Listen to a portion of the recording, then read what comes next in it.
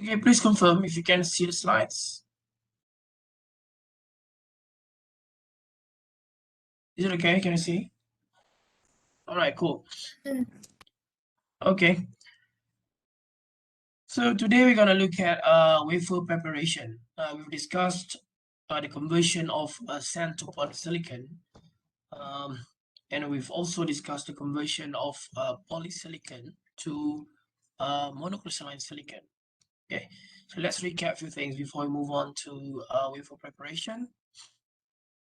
So let's talk a little bit about Czochralski process. So if you're asked this question, then what points do you have to include in your answer? Czochralski process, anything? You can answer in terms of points. This question can come with perhaps about 20 marks.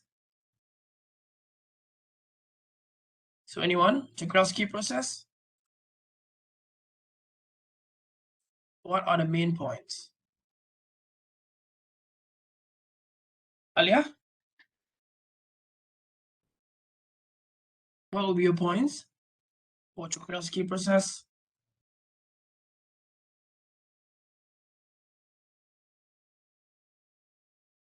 Right, involve melting. Okay, what else? Let's have 5 points. Diameter of the ingot, all right? How do you control that, Faris? How do you control the diameter?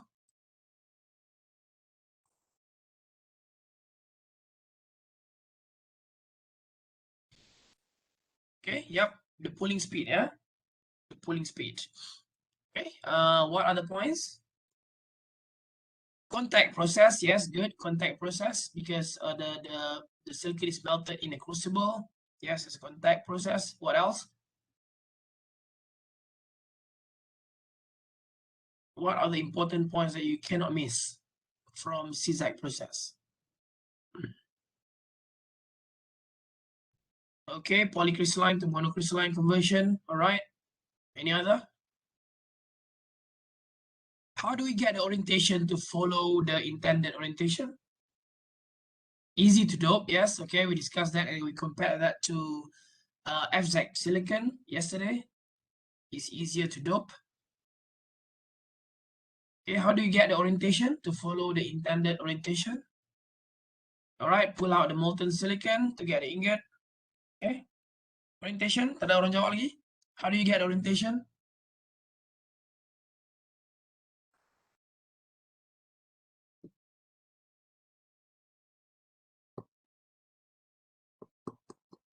The very important thing. How do you get 100 or how do you get 111? How do we control that? Anyone?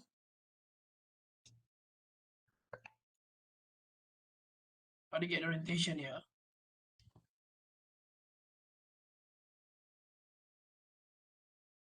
Mac, how do you get orientation, Mac?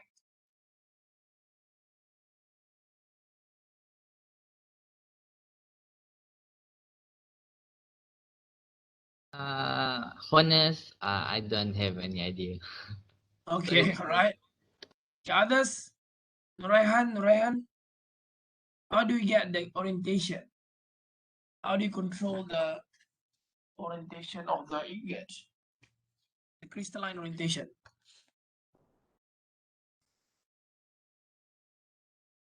Faris, how do you get orientation? Magnetic field control, okay. Magnetic field control is there, but why do you use MCZ? Magnetic control. Why do we need the MCZ? It's for the control of impurities, okay? We don't want to get high impurities in the melt. Okay? So orientation tadi tak ada orang jawab lagi. Faris, anything? Orientation? How do you get 100? Searching, okay, right. Okay, still searching. Anyone, Shafiqah? How do you get orientation?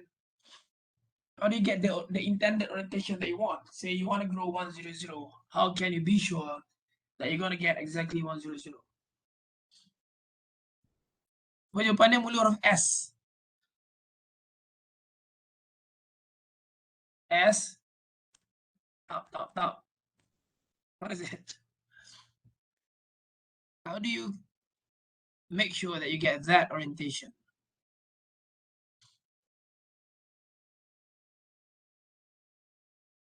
Anyone remember this?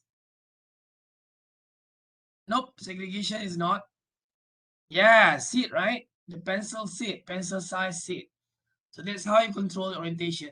If your seat is 100, then you're gonna get 100 in the ingot. If your seat is 111, you're gonna get 101 in the ingot. So that's how you control the orientation of the ingot growth, the ingot grown from the process. Okay.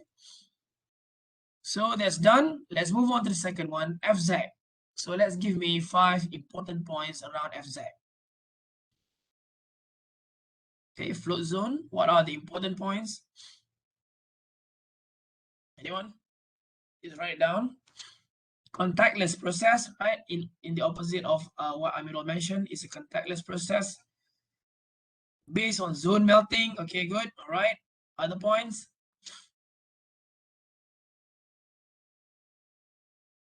Others?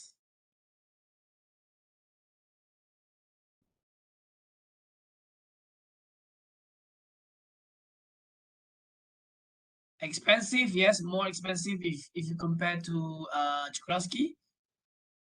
Pure silicon crystal, yes, it's higher purity than CZAC silicon. Okay, any other? What do we use to do the heating? What do we use to do the zone melting? What is the component that we use there? RF coil, okay, RF coil, okay, any other points around FZ? How do we get pure crystal? How do we get higher purity crystals in the FZ silicon? What is the mechanism involved? Macam mana boleh dapat pure crystal? Avina, since you mentioned pure crystal, how do we get pure crystals in the ingot by the FZ process? What is the mechanism? Remember yesterday we talked about the mechanism, the movement. What is exactly going on during the zone melting process? Okay, RF coil creates and then, so they can melt. Then, how do we then get pure crystal from the melting process? Localized, okay. So it's a localized molten zone. Then, apa jadi dekat localized tu? Does it stick at one position forever? It carries, yes, that's the point. It carries impurities, right? So it moves, it move up or it move down the ingot. It carries together all the impurities to the other end, right? So in this case, if you start with a seed at the bottom, and it carries everything, the impurities, up to the top, and then at the moment or everything is crystallized, it's ready in the solid form, it's going to be chopped off, and the impurities are gone, right? Okay, we pretty much discussed the third one as well in terms of the comparison indirectly. So let's go to the fourth one. What is dopant segregation, K0?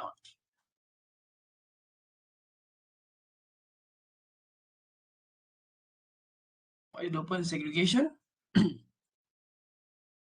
How do you define that?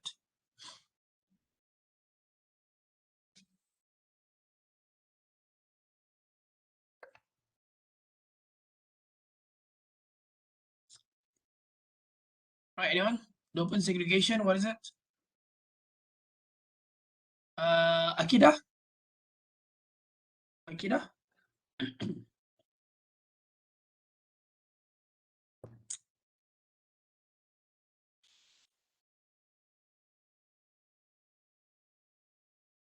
Anyone? Sakina?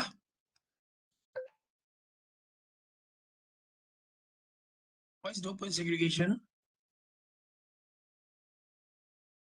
What is the equation that we use? Doctor, I think proper segregation is a ratio of impurity concentration of solid and liquid. Okay, all right, yep, okay, so CS over CL, right? So what is the typical value of K0? What is the typical value? Less than 1, right? Less than 1, okay? So boron 0.8 and phosphorus 0.35, okay? So why dopant segregation K0 is important during silicon ingot growth? Give examples. So how would you answer this question? Kenapa important? Why do you have to bother about your K0?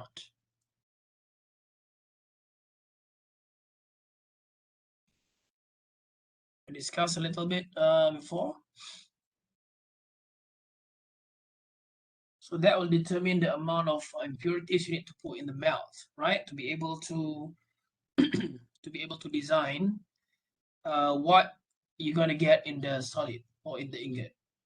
Okay, and then if you compare boron with phosphorus, phosphorus has a higher evaporation rate, and that will determine the uniformity of the final ingot. Okay, so the end part will be less uniform or less homogeneous across the ingot if you compare to p-type or from boron. So that's one of the implication of the K0. Okay, so let's move on with our topic for today. We're going to talk about wafer preparation. So we have discussed about the growth of the ingot. So now you've got your ingot ready. Okay, so you can see the ingot on the left hand side, ready to be cut into or ready to be sliced into wafers. Okay, so for example, if you grow here, say 8-inch, so that means you eventually you're going to cut the ingot into silicon wafers with 8-inch of diameter. So to be able to do that, there are few processes or few steps involved before you get your wafers to be ready. Okay, so you can look at the flow chart here. So it starts with a single crystal growth, which is our ingot growth, either from CZ process or FZ process. Okay, so then we remove the seed and tail. So seed and tail ni yang ekol, yang atas yang bawah. If you draw your ingot, so it typically looks like that before it's being cut, and then you chop off this top area and bottom area. Okay, chop it off. So you akan tinggal jadi cylinder lah. You're gonna get your cylinder eventually at this step.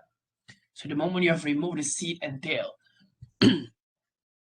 then what you have to do is you have to grind the bowl into cylinder. The bowl here means the ingot. Sama ya. Kadang-kadang some text uses bowl, some text uses ingot, but they are both referring to the same thing, which is the ingot. So what you have to do is you have to grind the bowl into cylinder. So below you grow, if you look at the previous page, you look at the diameter here, the circumference of the ingot is not that uniform, isn't it? Dia akan rough sikit. So dia akan rough sebab you just took it off the crucible, for example. So dia akan ada some roughness on the edge of the ingot, so that has to be grinded. Okay, you kena grind bagi dia jadi betul-betul bulat lah, betul-betul bulat macam gambar kat bawah ni. So you have to grind into a perfect cylinder and then determine the orientation. Well, you know the orientation, but you have to mark the orientation. So you have to tell your customers that this is 100, this is 101, and there's a method to do that. Okay, nak marking tu ada method dia. So we're gonna see later on in the next slide. So it has to be labeled more or less. So we grind the flats. So one way to mark your orientation, to tell your customers whether it's 100, 101 is by having a flat ataupun flats. Flat tu maksudnya you potong satu area tu akan remove more silicon. We're gonna see later on. And then once this is done throughout the cylinder, at this point we are still at cylinder punya level ya. Kita masih ada cylinder ingot tu tak potong ya. At this point, still got your ingot there, and then down here you cut into wafers of specific thickness. So if you talk about semiconductor industry, typically the thickness is about 400, 500 micron. Okay, so that's like 5 to 7 times of our hair thickness, the thickness of the wafer. If you talk about solar industry, silicon-based solar cell, Then they are using about 180 micron at the moment, and it's going down. It's going thinner and thinner. But for now, it's about 180 micron. So cut into wafers with specific thickness, and then the edge has to be rounded. So the wafer punya edge tu bulat dia kena, dia punya tu hujung kena well rounded dekat apa circumference. Then you have to lap the wafers to the correct thickness. Kita akan buat lapping. We're going to see later on to get the final thickness, and then mechanically polish the surface to produce a shiny reflective surface of the silicon, and then another polishing surface called and a polishing process called CMP, chemical mechanical polishing. We call it CMP in wafer fab. So dalam fab ada one department typically called CMP to do this CMP process, and then a final chemical cleanup before the wafers are ready for fabrication. Okay, so let's move on. So most ingot for IC manufacturing today are 200 mm or 8-inch in diameter.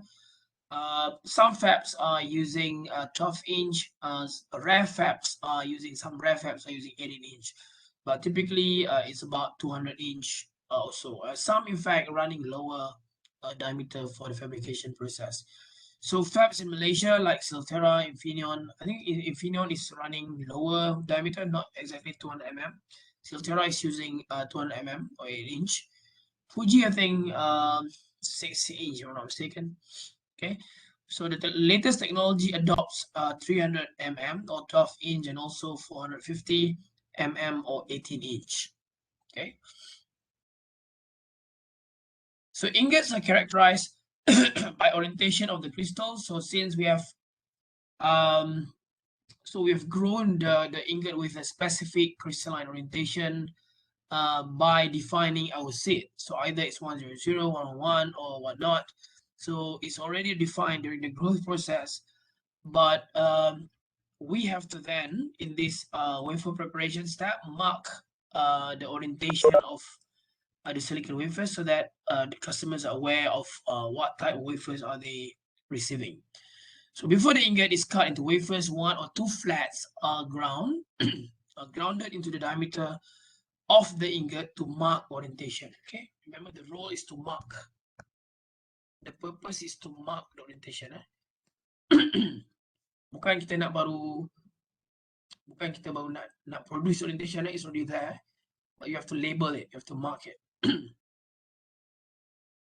So each wafer is given either a notch or a flat edge. So if we talk about a notch, so this is how it looks like. Ni notch, So dalam wafer fabs typically we use notch, or at least in Silterra we use notch. So maksudnya wafer tu you're gonna get a rounded wafer but with a notch here, right?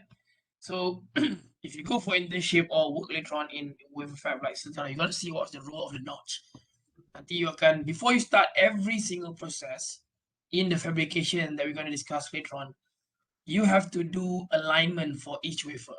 Maksudnya wafer tu kalau, so katalah notch saya kat sini then if you want to print your pattern this way vertically, so maksudnya you punya notch here, and then you cannot simply ignoring the notch, because kalau you ignore the notch, then and the wafers are not aligned, so you may end up like that. You end up not sure kat sini, tapi you print macam ni. So dia punya printing process, the lithography process will not be printing exactly with the right alignment on the previous layers. Sebab kita akan stack few multiple layers on top of each other. Macam kita tengok dekat first lecture when I showed to you the building block, the CD of the structure or the features. So the printing has to be done with perfect alignment. So that means to be able to get a perfect alignment, you have to have the pre-alignment before your deposition ke etching or lithography. So dalam fab dia akan ada laser yang ada detector yang akan spin the wafer and align to the notch. So bila you ada notch is already aligned, then your laser will be detected by the other end because the notch is open. Kalau you tak, kalau dia punya position tu doesn't stop at the notch, then the silicon at the end that can block any position here, for example, because the silicon is here, so it'll block the laser from being detected by the detector. So therefore, the notch is not reached yet. Okay. When you work in a fab later on, you'll see this notch. Below you align the position to the notch or 0 degree. We call that as home position. Robot automation and everything will align, will find this first before they do their position of whatever. So they'll find the home position first. Selagi tak jumpa home position, the process won't start. So maksudnya the wafers have, every single wafer has to be aligned to the notch, 0 degree, then only the alignment will be perfect for the next step. Okay. So you can either have the notch or some manufacturers probably use flat edge.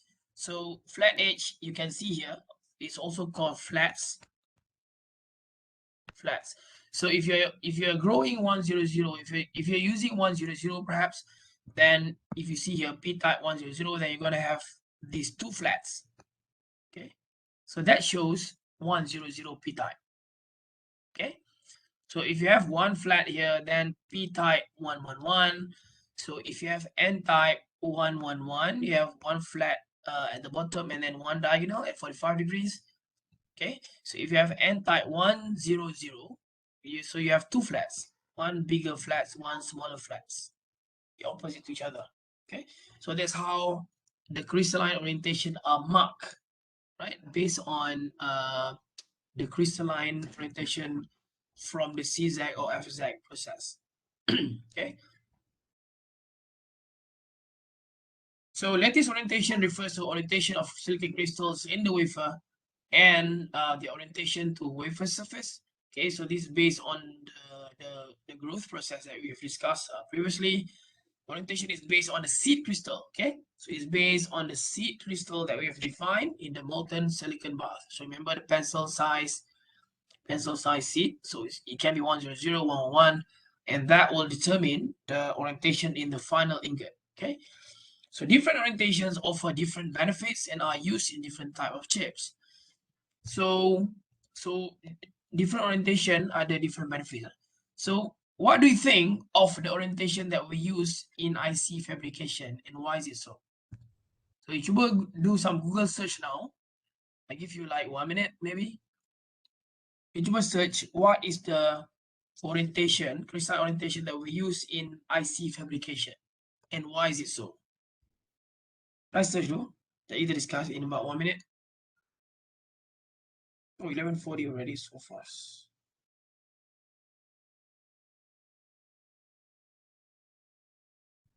If you know the answer, please write down in the chat box.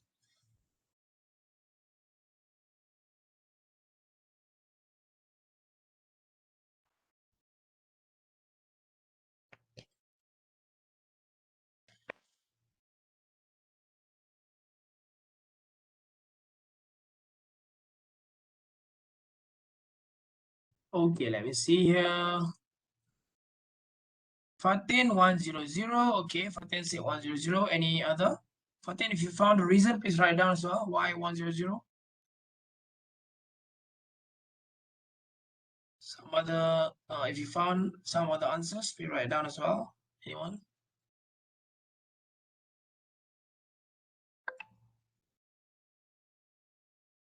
Okay, no worries. Okay.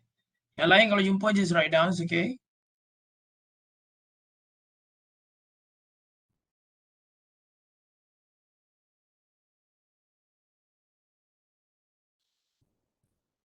Haziq, you found anything?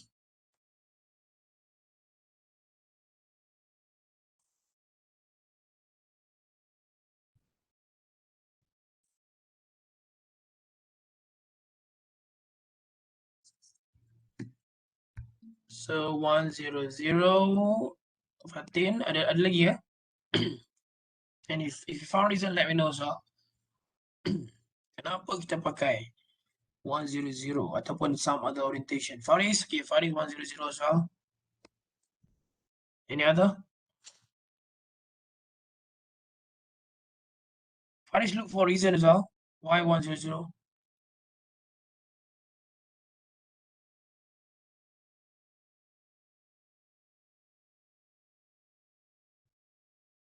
Okay, higher carrier mobility. So you're comparing to which orientation? You're saying 100 because of higher carrier mobility. Okay, and compared to, bila you sebut higher or lower, it has to be a comparison, right? Compared to orientation mana? Alright, compared to 100 and 111, okay? So compared to 110 and 111, okay? So 1 compared to 110, 111. Carrier mobility is the key. Carrier mobility. Dalam semiconductor, what is the symbol for carrier mobility? Belajar dalam 386. You can unmute yourself, Faris, if you want to. Because it's not easy to write the symbol in the chat box. Apa symbol yang kita pakai? Mu, right? Okay, you can write down now. Mu. So we're looking for mu, isn't it? So we're looking for mu. Sorry. Yeah. Looking for mu, E or mu H, depending on what type of carriers I'm looking at. So you will go back and try to see the carrier mobility in silicon 100 and silicon 111. What is the difference? Okay, kalau anyone can find it now, just write down how much of 100 versus 111 in terms of carrier mobility at any doping level, perhaps. But in essence, 100 has higher carrier mobility in comparison to 111. And you remember when we talk about IC ni apa? Integrated circuit, right? So what is the device that we use in the IC? Apa sebenarnya device yang kita pakai dalam IC tu? Nama dia integrated circuit, but then what is the device that we use? Is it LED? Is it solid state drive? What is it that makes the IC? Transistor, right? So when we talk about transistor, then we talk about switching, isn't it? Switching. Kita nak switching kita fast or slow?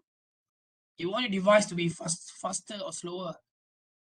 Faster, isn't it? Right, you want it to be fast. So that's why you need your mu to be high as well. Okay, so bila sebut fast means faster switching means higher mu. Okay, so if you're talking about N type, then it's mu E. So if you're talking about P type, then mu H ataupun mu P lah. Kalau nak pakai N and P ataupun E and H, either one. But they are referring to the same thing. So you are looking for higher mu. So when you're looking for higher mu, so you need to see which orientation will give you higher mu. Okay, so in this case, 100 will give you higher carrier mobility when compared to 110 and 111. Okay, so that's why we use 100 for IC fabrication. And we covered that last time when we talked about the density of atoms in 111 in comparison to 100, which will determine the carrier mobility in 111, which is lower, compared to 100, which is faster. Okay. Okay, main reason is that silicon dioxide quality would be best compared to 110 and 111 oriented wafers when we have then a lower silicon atom density. Low atom density at the surface with as a result as a lower amount of magnetic bonds. This is a higher carrier mobility. Yes, exactly. So we discussed this in 386 last time. It's related to the carrier density of each orientation. Okay, 100 has the lowest one, therefore the highest carrier mobility. 111 has the highest density of the atoms and therefore the lowest carrier mobility, and that will determine the selection of crystal orientation for the transistor fabrication or for the IC fabrication. So let's just stop here. 11:46 already. So let me just go through 1 or 2 pages, then I'll just stop. So let me just continue with the orientation. So 100 orientation versus 111 for various applications. Okay, so 111 typically used for bipolar type of chips. Try to look at the reason why do we use 111 for bipolar. So another flat representation. Okay, so n-type 100, we discussed about the two flats. One is the bigger flat or primary flat, and the secondary flat on the left for n-type 100. For p-type 100, you have a primary flat here on the right. So in the previous slide, we see that the primary flat is sitting at the bottom area, right? But that doesn't really matter. So as long as you can label the relative position to each other, so that's totally fine. And the angle especially, right? So if you look at the n-type 100 on the left, for example, then they are 180 degrees apart, so opposite to each other. 180 degrees apart, so one left and right, or one top bottom, so they are 180 degrees apart. So on the other hand, if B100, it's a primary on the right, and then you have 90 degrees, then you have the secondary flat after 90 degrees, anti-clockwise. And then 1, 1, 1, 1 n-type, so you have diagonal secondary flat. So okay, so kalau you are requested to draw the flats of every orientation for both p-type and n-type, so this is how you should be drawing the angle and the position and the type label as well. So p-type 101, just a single primary flat on the right hand side. Doctor. Yep. Location of flat ni dia tak berbeza ikut company ke No, it has to be standardized. Oh. So it's not by manufacturer, but it's by orientation. Alright. So dia macam, if you like, it's a global standard. So kalau company tu dia buat flat sendiri, nanti you'll be confused. So because sometimes you switch between, or you perhaps if you run a plant or a factory, you may have wafers from two different companies perhaps. So kalau you punya flat is different for the two wafers, then you punya automation akan pening nanti. Sebab you akan fix your automation setting, for example, angle and everything according to cater the whole mass production. Kalau you ada multiple flats, then your automation will make errors, will produce errors, and in the fact, we call this as misprocess. Misprocess. So we'll come to this later on. So misprocess ni macam you process wrongly due to some reason, some technical reason. So it can be due to the machine problem, it can be due to automation error, it can be due to wrong recipe loaded to run certain depositions, or it can be due to wrong flow of gases injected into the chamber, or the vacuum level not reached, or simply the operator pushed the wrong button to start the process. So nanti saya akan ajar when we talk about misprocess ni, dia ada banyak cabang. Let me just brief you. Normally we categorize this as man, machine. Most of the companies pakai formula ni. Man, machine. These are the root causes of the misprocess. Material, method. You can actually use this for your project as well. So kalau you ada misprocess, usually it's either due to the man, which is the person who operates the process, wafers, recipe, equipment, whatever, or the machine has some problem. Kalau bukan man, mungkin machine tiba-tiba ada problem down, robot ke, ataupun handling or vacuum level, or the spinning RPM is not accurate or stuff like that. Or the material they use, the wafer type, wrong orientation, wrong flats, notch is not there, material quality is poorer or something like that. Or the method they use to run the process, the recipe they use, the parameters are wrong, the vacuum level, the gases, the flow rate, the multiple things, sensing. So normally when you have problem in the fab, in your internship later on, ataupun bila you kerja nanti, you can always go back to either one of this. It could be due to operators, or operators plus machine, or machine and a material, or in fact all this at the same time. Okay, so ni macam fishbone diagram lah. Bila you learn about fishbone, then you're going to learn about possible potential root causes that could contribute to the problem, to the error, or to the issues. We call this multiple words: issues, problems, misprocess. Yeah. Okay. So these are part of things that you will be familiar with later on, eventually, when we talk about the fabrication processes in this course. Okay. So I'll just stop here. We'll move on with this page on this Friday, and then in the next with the next topic as well. So, do you have any questions so far? Anyone? Okay, all so far so good.